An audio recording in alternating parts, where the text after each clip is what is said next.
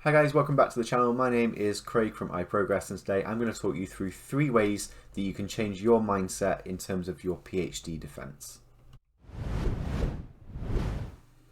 Okay, so we know that a PhD defense, a Viva, is a really stress-inducing situation. It's a really difficult situation to prepare for. There's a lots of unknowns that you might be kind of trying to interpret before you go into that room. It really doesn't need to be this way. There are 3 ways that we think you can change your mindset, and 3 ways that you can consider yourself in a slightly different way to make this process a lot more straightforward for you, a lot less anxiety inducing. The first thing is to remember that in this situation you are not seen as a student at all. You're seen at worst as an equal to the people who you are having a discussion with.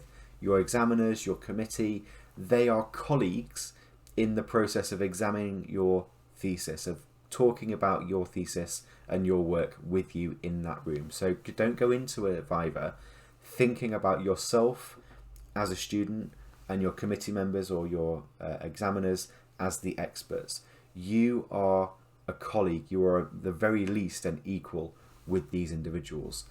That goes to the second point, which is about the fact that everyone in the room wants you to do well.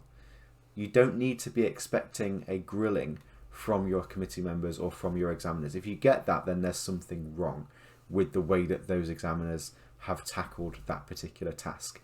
Everyone at that point has read your thesis. Everyone has some questions about the way that you've done things, but they don't want you to fail. The key thing is that everyone wants you to do well. They want you to pass, but they, most of all, are interested in what you've done. And this is the second thing to think about, really, in terms of the Viva itself is not an exam. It's not a test of your knowledge. It's about you being able to defend the decisions that you've made. There's a reason that the PhD Viva is called a defense and not an examination. It's about you sitting down with people who are interested in your topic, who have read your thesis, and talking about the way that you've conducted that research, defending the decisions that you've made. It's not about seeing whether you've done something right or wrong.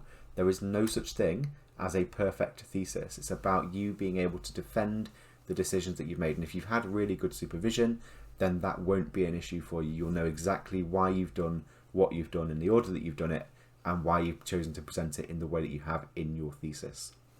The third thing for you to think about when you're preparing for your Viva is that you are the expert in the room.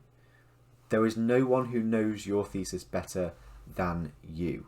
So if somebody has a question about the way that you've done something or the way you've interpreted some data, you can quite easily go to them and point them to sections in your thesis where you've explained why you've done something, or if it's not in the thesis, it might be a correction that they ask you to do, but you can explain it to them in the Viva. You are the experts.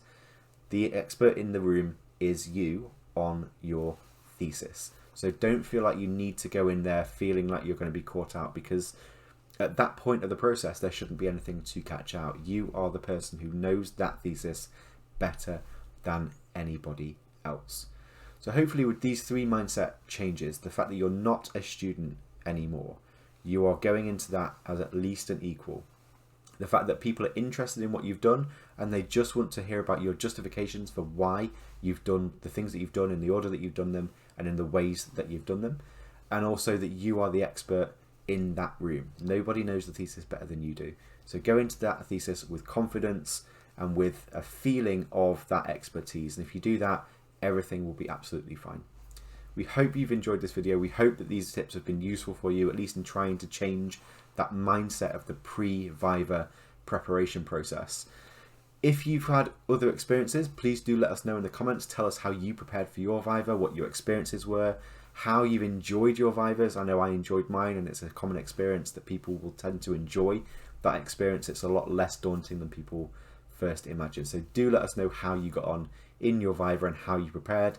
If you've liked this video, please drop it a like on the YouTube channel. Subscribe to the channel as well. It really does help us out, and we will see you in the next video.